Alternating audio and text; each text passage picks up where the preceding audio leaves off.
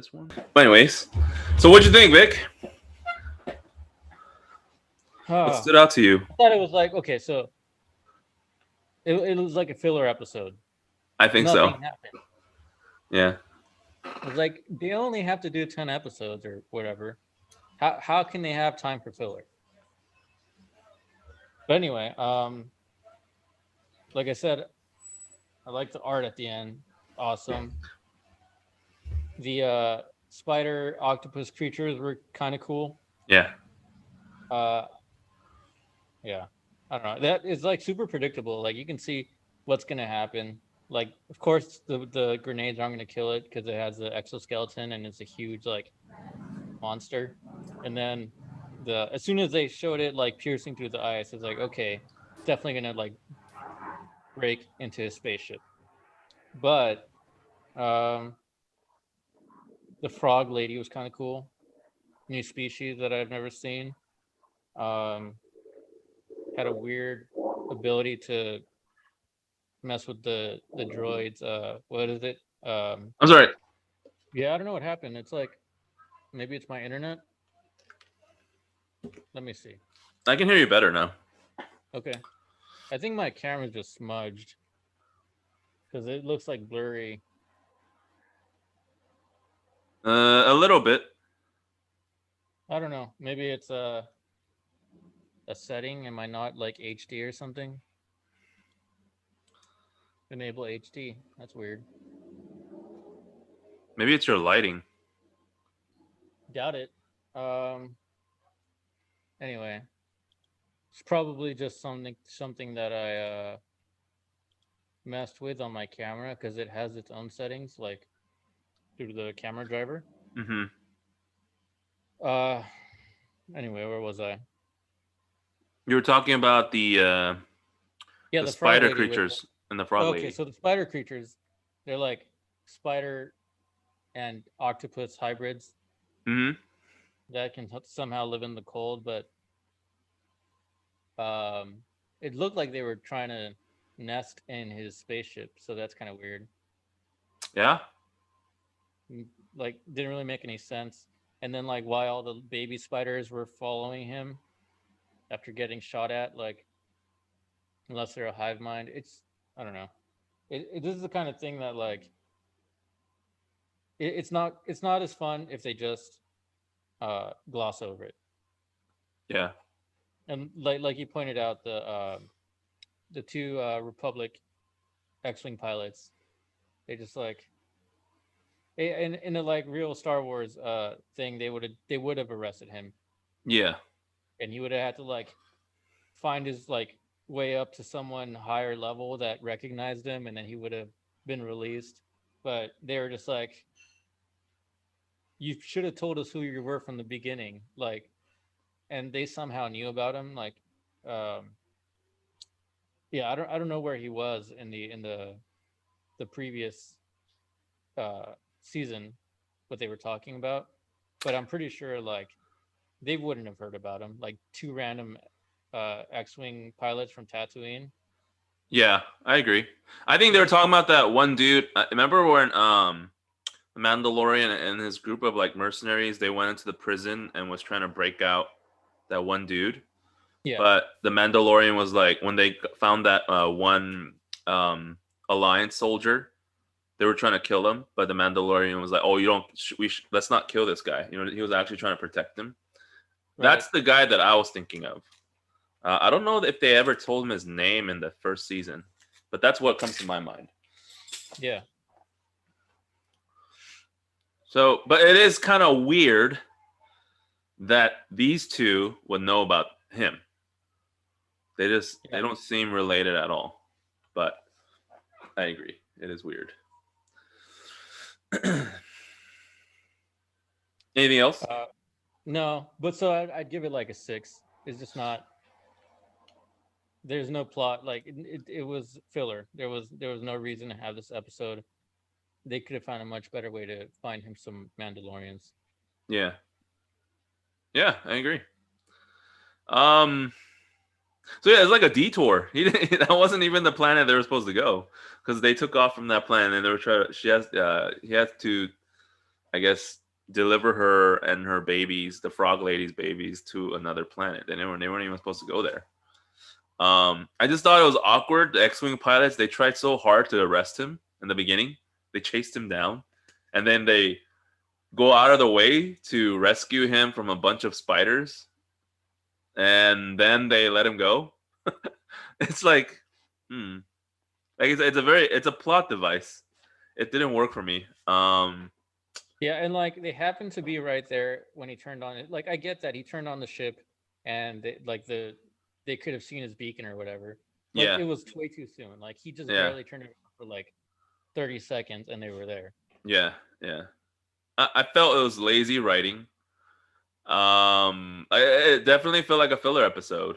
I can't remember if there was any in season one where it was a filler episode, but they didn't try so hard to mask it as a filler episode. This one they didn't try at all. I felt it felt like a side mission, like if you're an RPG, it's just one of those missions that you do just to get more EXP points, and that's it. Yeah, it's a fetch quest. Yes, fetch quest, exactly that. Um,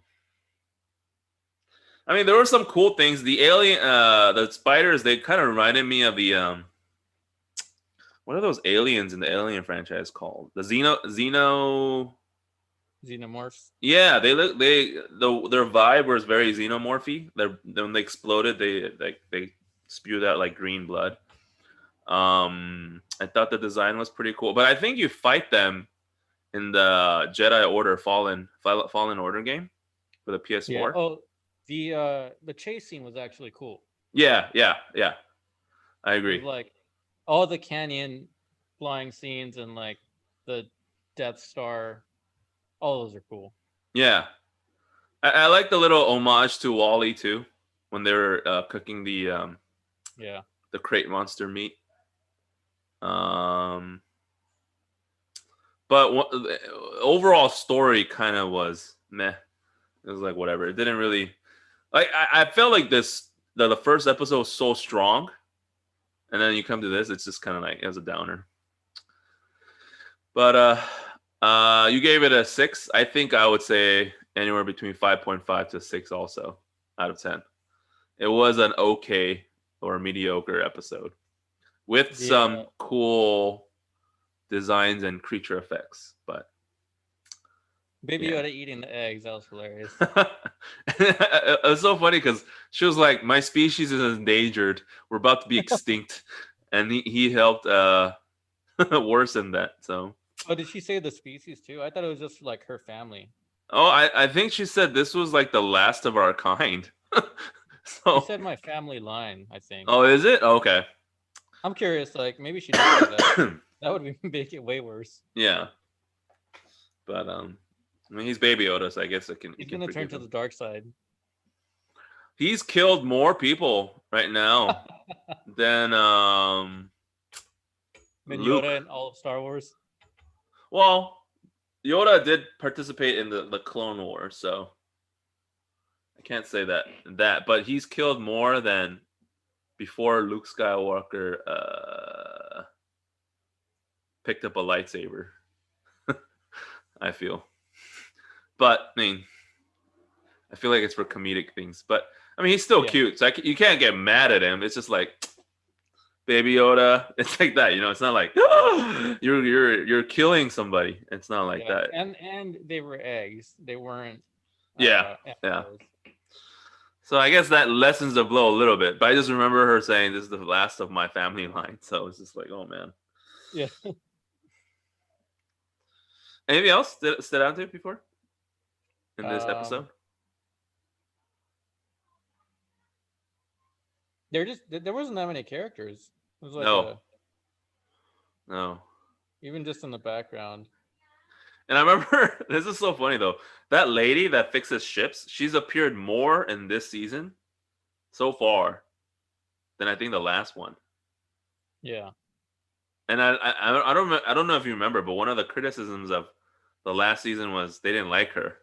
And I feel like the producers are like, screw you guys, we're gonna put more of her. That's what well, not Lucasfilm. Well, the Star Wars team, they're like they just double down on everything. I think so. Remember they brought Jar Jar Binks back when everyone hated him in Phantom Menace. He was like a senator when he came back. I think he was back in Clone Wars, Attack of the Clones, but they doubled down. But yeah, that's it for me. I can't think of anything else. This episode was really not that deep. It was just very it was like the pizza I ate. Very delicious comfort food. Nothing really substantive. Yeah. I was you're right. It's like it's fun to just watch Star Wars and feel the nostalgia and hear the music. Because the music in this show is good too. Yeah. And the sets are good, the set design. Yeah. But yeah. I mean and the like the frog lady, there was a lot of attention to detail there. Yeah. I don't know. Maybe this episode will come back around sometime down the season. Maybe the frog lady, because of this, something happens. But maybe she's an integral part of the season. But I mean, as it is right now, it's just like whatever to me. But it's more Star Wars. I can't complain. Just wish.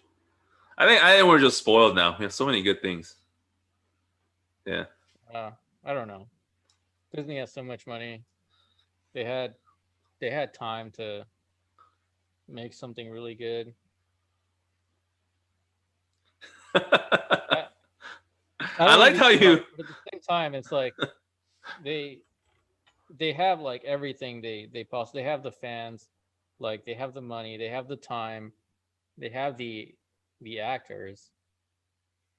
I don't know. Yeah. I like how when I asked you, so what stood out to you, and then you said the credits at the end. I love the pictures. Like that was the first. Like compared to that. The art is pretty cool though. Whoever is the art design on this, he deserves something. If they release a book, I'll buy it. Yeah, like a coffee table book, hardcover. Yeah. Oh well, they released a Mandalorian season 1 vinyl that was like exclusive to Mondo. I'm gonna look it up right now. They made like 2,000 sets, and I think it was like there for months. It was the first Star Wars vinyl that they made with a custom art, like season 1's original soundtrack. Oh, It finally sold out, but it took months. It was eight vinyls. It's $200, and I was like super psyched when they announced it. And then I saw that like it was $200, and they made 2,000 of them. Usually, like if it's a Yeezy shoe, 2,000 is a little, but if it's a vinyl, that who owns record players these days? Like, yeah, it's not gonna be like a exclusive item. Yeah, but it finally sold out, so that's good. Wow. So I guess people can flip it now. Maybe. I don't know. I'm curious. I'll check eBay. Before you do that, though, where can the people find you, Vitor? People can find me on Twitter at IamVitor1 and on Instagram at IamVitor. Awesome. Well, but you guys can find me at Holy Jeebus. That's HOLYJIEBUS on Twitter. And thank you for joining us tonight. We hope you guys stay safe during the pandemic, and may the force be with you. See you guys.